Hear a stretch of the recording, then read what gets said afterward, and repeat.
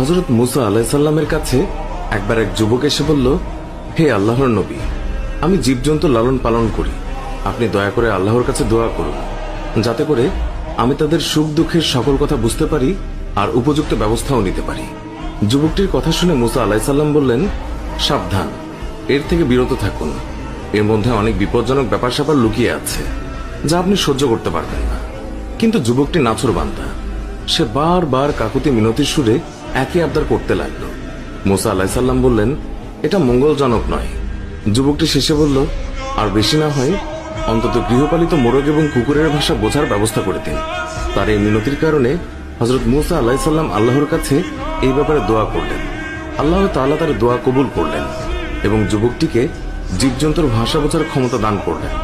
যুবকটি খুশি মনে বাড়ি ফিরে এলো আর মনে মনে বলল, এবার জীবজন্তুদের সব চালাকি ধরা যাবে। পরদিন ভোরে যখন বাড়ির হাঁস মুরগি ছেড়ে দেওয়া হলো, তখন সেই যুবক মোরগের কথা শোনার জন্য বারান্দায় এসে বসল। বাড়ির কাজের মেয়ে রাতের বেঁচে যাওয়া রুটির টুকরো উঠানে নিক্ষেপ করলো। কুকুরটিও কাছেই ছিল। এই সময় মোরগটি ঝাপটি মেরে রুটির টুকরো মুখে পুরে নিল। কুকুরটি প্রতিবাদের সুরে মোরগকে বলল, রুটির টুকরো আমার ভাগে ছিল, তুই নিয়ে গেলি কেন? উত্তরে মোরগ বলল, একটু সবুর করো, অবস্থার দ্বারা বুঝতে পেরেছি কালকেই আমাদের মনিবের সুন্দর ঘোড়াটা মারা যাবে, তখন তুমি মজা করে তার গোশত খেতে পারবে। বারান্দায় বসে থাকা যুবক মোরগের কথা শুনে চিন্তায় পড়ে গেল। তারপর লোকসান এড়ানোর জন্য ঘোড়াটি বাজারে নিয়ে বিক্রি করে দিল। পরদিন ভোরে আবারও যখন উঠোনে রুটির টুকরো ছড়ানো হলো, তখন মোরগটি সঙ্গে সঙ্গে তা লুফে নিল।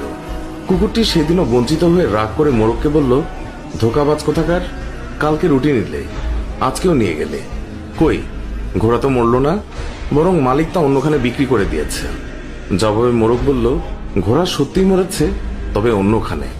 অধৈর্য হয় না, ব্যবস্থার দ্বারা জেনেছি কালকে মনিবের উটটি মারা যাবে, তখন তুমি মজা করে ইচ্ছে মতো খেতে পারবে। উটের মৃত্যুর কথা শুনে মনিব পেরেশান হয়ে গেল আর তৎক্ষণাৎ তা বাজারে বিক্রির জন্য পাঠালো এবং নিশ্চিত ক্ষতির হাত থেকে বেঁচে গেল।